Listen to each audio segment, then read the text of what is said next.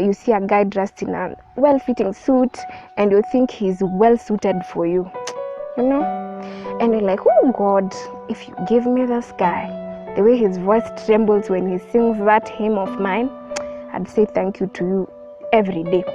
But then the reality is, you never know someone until you've spent time with them.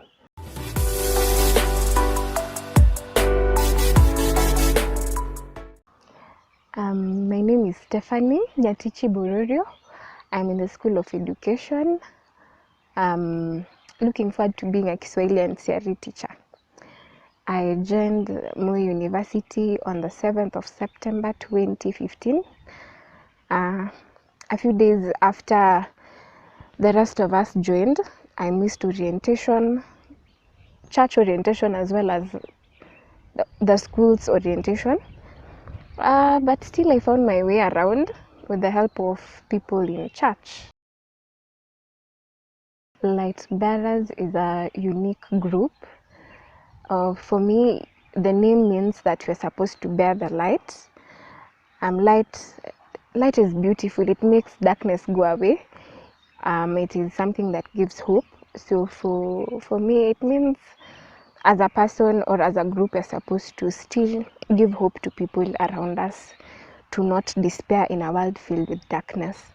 Then I've made quite a number of friends, and I have learned to interact with people, understanding that people are different. Yeah, much recently, I was the chairperson of the projects committee. We were given the task of ensuring that the group was able to raise money to buy a number of items for the church as a way of saying thank you for the nurturing that we've had for the past 4 years. And it was quite an experience. I learned the characters of different people. I got to know who was reliable. I got to understand that people often need to be reminded of things they already know. Like, you just have to be patient with people and just hang in there until you reach the point where you intended to. Yeah, so it was a nice experience, and the Elder Sabbath revealed our success, and I thank God for it.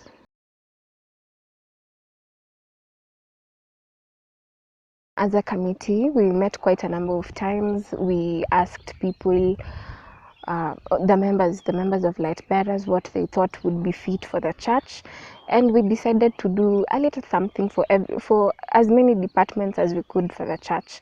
So, for example, we got a blender for the deaconry department, as well as seats, a dispenser for the church.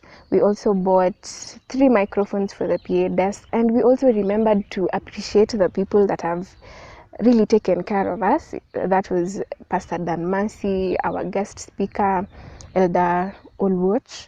We also had gifts for our first elder, who's called Elder Mwan, and also visiting pastor, Pastor Mbaka. How could I forget? Yes, and they were really grateful. They were happy. For the first time, we did something to thank men of God for the great work they do in the church.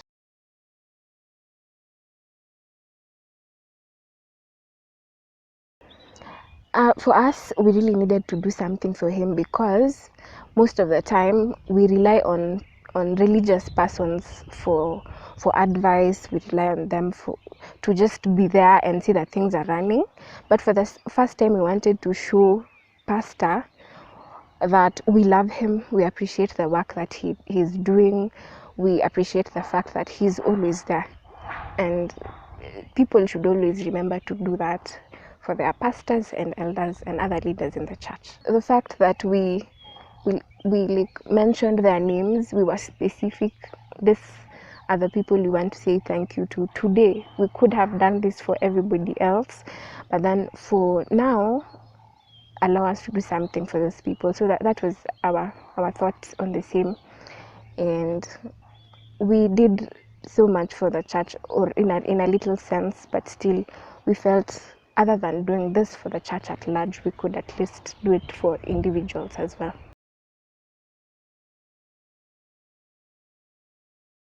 I have felt the bond, especially this semester, because we're just two groups.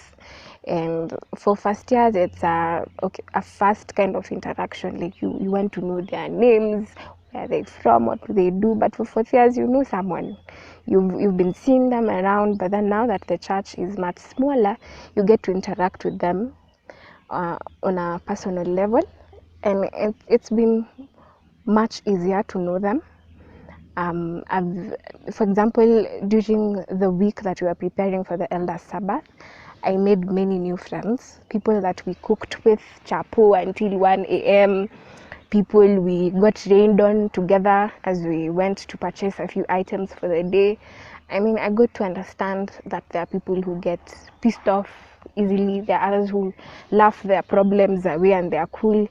So I've had a really good time this semester compared to the others where you just see someone and they're like, I know her. You don't know their name, you don't know what they do. But I've really been privileged to understand them, at least on a basic level. Yeah. I remember my teachers telling us that we would not struggle in campus. We would have it all. We would be free to do as we pleased. Then coming here, I learned that freedom comes with responsibility. No one is on your neck telling you to do this or that, but then you know if you do not do this or if you do that, it has consequences. So I think I've just learned that as much as there's no one looking at me, God is there, and I am also going to pay for everything I do. Yeah, it's been a wonderful experience. In Musda is where I got people that gave me the right push towards discovering a gift I had that I really did not know was there. That happened, I think, 2 years ago, where I did a piece for a group, an elders class that was leaving. I didn't have money, but I wanted to show them how much I appreciated them. So I did a piece, and then after that, about two people came and reached out, and they're like, we have an event coming up next semester. We're going to have an elite solution kind of regular meeting, and we'd love to have you present there. So that was another platform I got to perform at least every other week. And from there I learned that I had a way with words. I'm not yet there, but then I try, and on good Sabbaths I get the chance to present, on sometimes during Vespers, and I've really learned, and yeah, it's been good.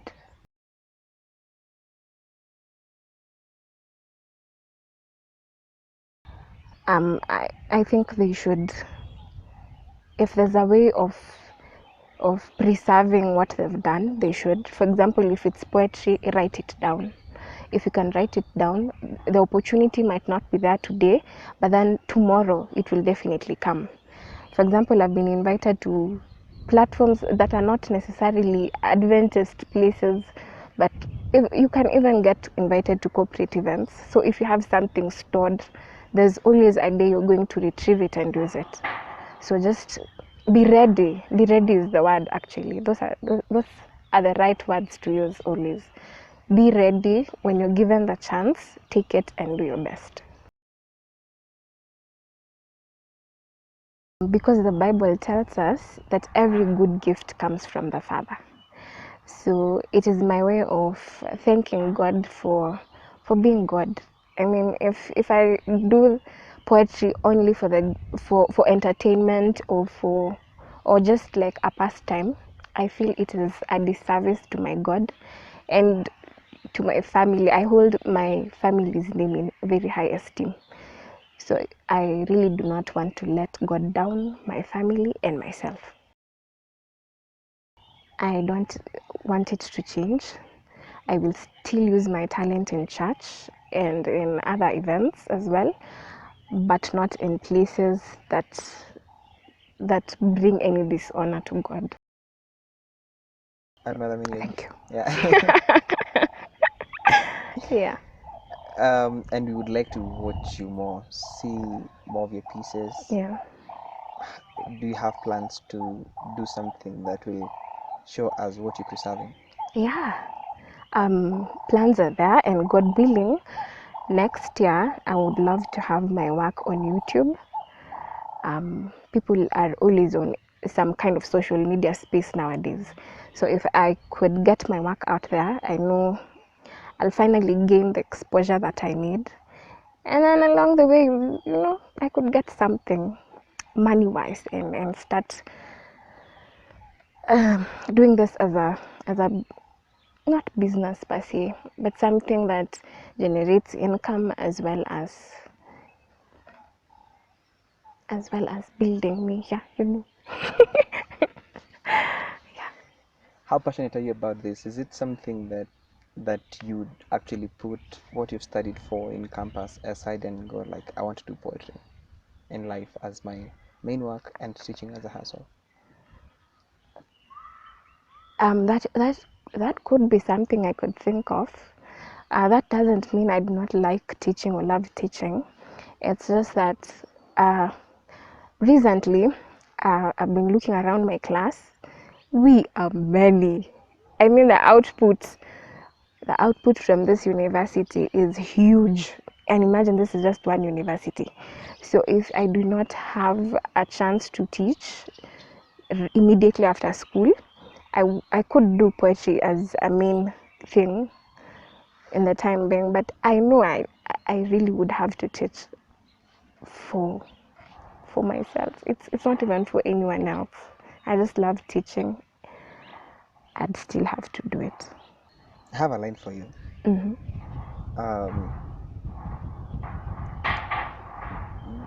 rich people are up there, right? Like when you look at them social status, they're up there. Uh, Yeah. So I thought like don't Nyatichi do it. Nyatichi will Uh, teach to reach the rich. Eish, I should do this. You've got it going. Yeah. Yeah. That's a prayer for you. Amen. When you were fed with these expectations about campus life and you came to campus, Yeah. did life hit you hard on how the reality out here is different, like it was ground different? Yeah. When I came in on that particular day, on the 7th of September, I remember being left in my room by my parents, and then there's a guy I bumped into. I think they were going to attend some baptism, Ukochini Falls, and somehow I think very quickly I got invited to someone's place for supper. So me being the naive girl from high school, ish, and then I had this attitude around me. You can't just invite me to your place. I mean, why would I come? Who told you I'm hungry? But then I wrote an article about the same. I was like, huh? Does he think I don't have money? Plus, it's a guy inviting me. No, I'm not going. I'm not starving. I mean, I had this perception of, campus is full of people that have ulterior motives, people who will hurt you. You have to always be on your guard and stuff. But then I learned you can be good friends with people around you. You don't have to always wait for them to do something bad. Sometimes someone is just being kind. So I learned to study people. With time, you know who they are, and you let go of some expectations that are really really misplaced, and then now you get to see life as it should be looked at. A lot of ladies go through heartbreaks here Yeah. in Worcester. Um, they get crushed, they leave church, Yeah. they say nachiana ni kanisa. Mm-hmm. And this happens majorly because of the relationships you engage in with people. Yeah. We have not seen that in you in over the years. Mm-hmm. What is the secret to keep in church, keep grounded, avoiding such issues? I think time always reveals what is true and what is not true. So when someone, the perception that someone gives you when they're in public is usually different from the real person they are in private. So I believe in not having prior expectations or views, like judging someone before interacting with them, so that you do not get what you do not intend to find. So give people a chance first as friends. You can be close to someone as a friend first. There is no hurry. I think the mistake we usually do is rushing into things. We are a fast-paced generation. We want things so fast that we get hurt in the process. So just knowing someone first as a friend saves a lot of people a lot of pain. So yeah, that has helped me. Make haste slow or hurry slowly. Yeah. Mm, mm, just Oh, yeah. hurry slowly. Live in the moment. Mm-hmm. I mean, that applies to living life also in general. Just enjoy every step or every level you're at. You know, I'm really surprised that the 4 years have gone by so fast. There are a lot of things I wish I could have done. I wish I could have done so many pieces. I wish I had another chance to simply even smile at someone and tell them it's going to be fine. So if I could speak to the whole church at Assisi, I'd tell them, live in the moment. It's just 4 years and you're out. So enjoy every bit of it. If you're supposed to eat with someone, eat with them. Mm-hmm. You're supposed to take a walk with someone, go out and take that walk with them. If you're supposed to call them or do anything, do not postpone it. Just live in that. Do everything you're supposed to do at that time. You'll never get that time again. As you spoke about relationships, you spoke about making haste slow. Yeah. And I feel like part of part of being part of making haste slow is taking time to understand the person. Yeah. A lot of people come to first year, they don't see the importance in inquiring who is this person. Yeah. Could someone promise them? Yeah. It is important Can you speak about to that? do your own research. Not like asking someone directly about someone, but in your interaction, you'll hear how people describe a certain person.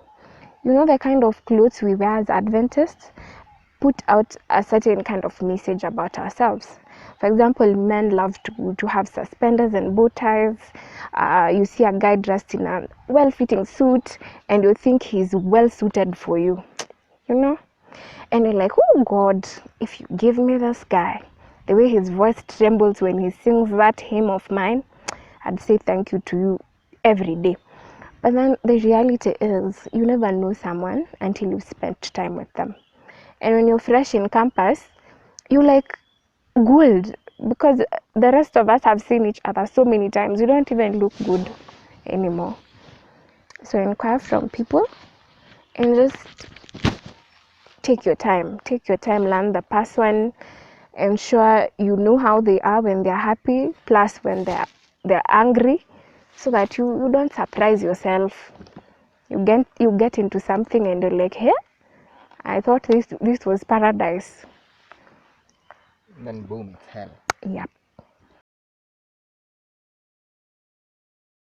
Give your best. You don't have any other, there's nothing else to give other than your best. In your classwork, don't be like everybody else.